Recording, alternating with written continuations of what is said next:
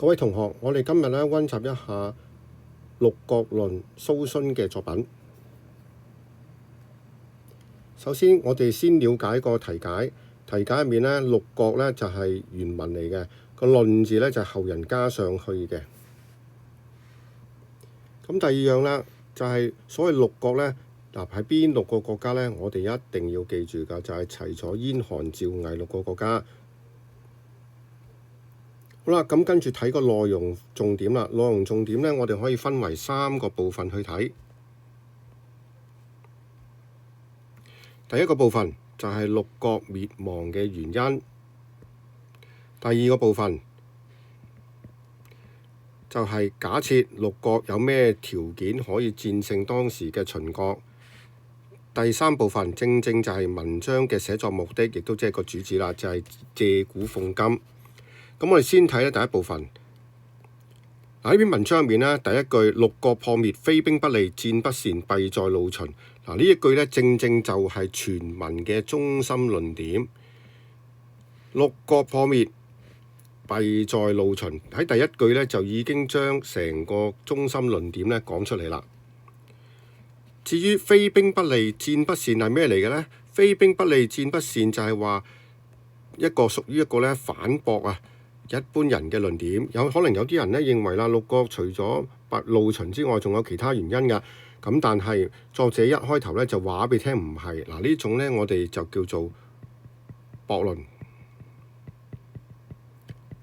咁嘅文章一開頭就已經立咗個中心論點，跟住亦都破除咗呢其他啲駁斥嘅論點。咁呢種手法呢，我哋叫做先破後立。而第一句全文第一句就已經將個中心論點咧帶出咗啦。咁呢一種呢，我哋就叫做下不立論。好啦，咁跟住我哋睇下個中心論點啦。嗱，頭先我哋講啦，非兵不利，戰不善啦。咁其實亦都講出啦，六國滅亡嚟講啦，其實係咪全部都賄賂秦國呢？嗱，作者跟住呢就帶出咗2個論點啦。第一個論點呢，就叫做不怒者以怒者喪，蓋失強援，得不能獨圓。咁呢個呢，就係全文嘅分論點入面呢第一個。第二個啦，呢個分論點呢，就係講翻呢嗰個中心論點嘅。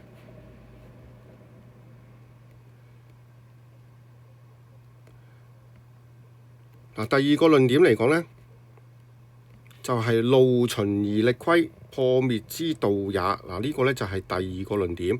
咁我哋而家呢，就先睇咗第二個論點，然之後睇翻第一點㗎嚇。咁我哋亦都可以當呢個係第一個論點啦嚇。好啦，咁首先第一樣嘢啦。咁當時嚟講啦，賄賂秦國嘅有邊3個國家？就係韓、魏、楚3個國家。分論點入面啦，咁究竟點樣令到呢個路秦而力虧嘅呢？咁第一樣嘢啦，就係因為我哋發現啦，就係諸侯各讓出嚟嘅土地呢，比秦國嚟講啦，喺戰爭入面呢得到嘅土地呢係多出100倍嘅。咁即係話呢，自削國力嘅。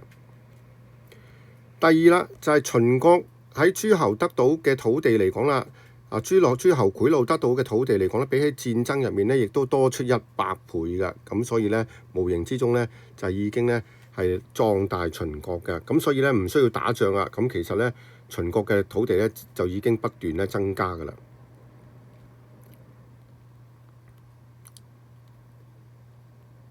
路秦而力虧嘅第二個證明呢，就係話路秦嘅國家嚟講啦，咁其實佢嘅先祖呢，好難先得到土地嘅。咁但係佢已經呢，即係好容易呢割讓俾秦國啦。咁其實呢種係不孝嘅行為。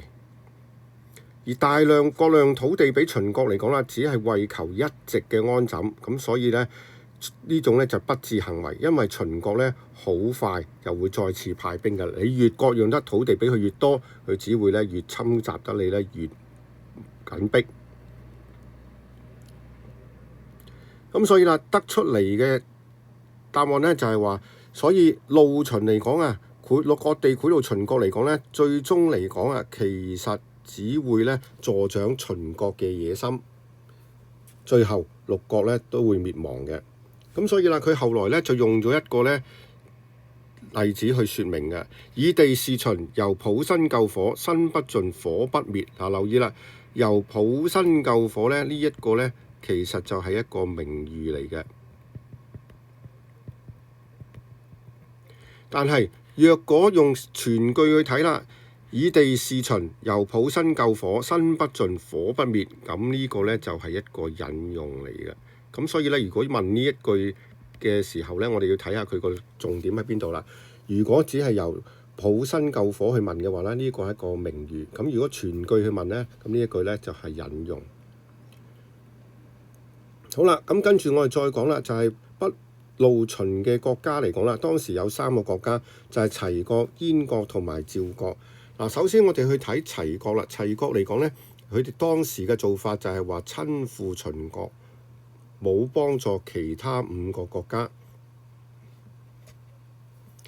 咁但係亦都因為咁啦，佢親附秦國啦，到其他5個國家被消滅之後咧，齊國亦都唔能夠幸免啦。咁相反啦，咁如果燕國同趙國又點呢？我哋第一樣嘢咧，其實我哋要了解嘅就係話當時佢採用嘅政策。原來我哋發覺咧，燕國同埋趙國嚟講啦，最初嘅時候咧，採用嘅政策嚟講咧係正確嘅，就係對秦國咧就用兵。燕國冇賄賂秦國喺軍事上咧，咁所以咧能夠守住佢嘅國土。而趙國啦，同秦國多次交戰，2敗而3勝。2敗而3勝嘅意思咧，就即係話輸多係咪係贏多輸少啊？贏多輸少。咁所以啦，秦國多次進攻嘅時候咧，都俾趙國嘅大將李牧咧擊退嘅。咁呢個咧就係燕國同趙國最早嘅時候所採用嘅政策，就係對秦國咧用兵。咁結果咧能夠守住佢嘅土地。咁直至到幾時失敗呢？燕國失敗咧就因為派太子丹咧派荊軻去行刺秦王失敗，最終咧就係滅亡。而趙國嚟講啦，因為李牧信讒言因為讒言唔好意思因為李牧受讒言而被誅殺，咁所以咧失去咗呢個良將之後咧，趙國亦都因此而滅亡。好啦，咁跟住我哋再睇啦。我哋話頭先講過啦，另一個分論點咧，其實就係話不怒者以怒者喪，蓋失強援，不能獨圓啦。咁其實呢度咧正正就反映咗啦，齊國、趙國同埋燕國嚟講啦，佢當時嚟講正處於一個咧秦國將其他嘅國家咧差唔多消滅啊。咁所以燕國同埋趙國喺當時嚟講就算佢點樣用兵嘅時候咧，其實已經變得咧孤立無援啦。咁最終咧，所以戰敗嘅。咁所以我哋可以睇啦，呢兩個國家燕國同趙國咧冇賄賂秦國嘅。咁但係因為咧失去強大嘅援助，最後咧亦都唔能夠幸免最後係戰敗滅亡嘅。好啦，咁如果係咁樣啦，咁有咩方法咧可以戰勝秦國咧？當時六國嚟講，咁我哋首先睇一睇啦。咁從個別嚟到睇嘅時候咧，就係第一，當然啦，3個國家嚟講啦，唔好賄賂秦國啦。原本割地怒秦嘅3個國家，唔珍惜佢嘅土地，唔割地怒秦。咁齊國就唔好親附秦國，燕國就唔派刺客行刺秦王，趙國就唔好誤信讒言，殺咗呢個良將李牧。咁呢個係個別嘅政策啦。咁至於啦，整體嘅政策嚟講咧，就係話其實將當時嚟講賄賂秦國嘅土地嚟講咧，分封俾天下嘅謀臣，將侍奉秦國嘅心意就禮待天下嘅奇才，然之後6個國家咧聯合對抗咧秦國，咁就可以戰勝啦。咁秦國咧食之不得下咽，咁當時嚟講就秦國啦，食都冇啖好食啦。咁點樣去吞併6國呢？好啦，最後啦，咁我睇下啦，呢成篇文章究竟借6國滅亡嘅故事嚟講乜嘢啦？其實就係發現一樣嘢啦。蘇洵嚟講呢，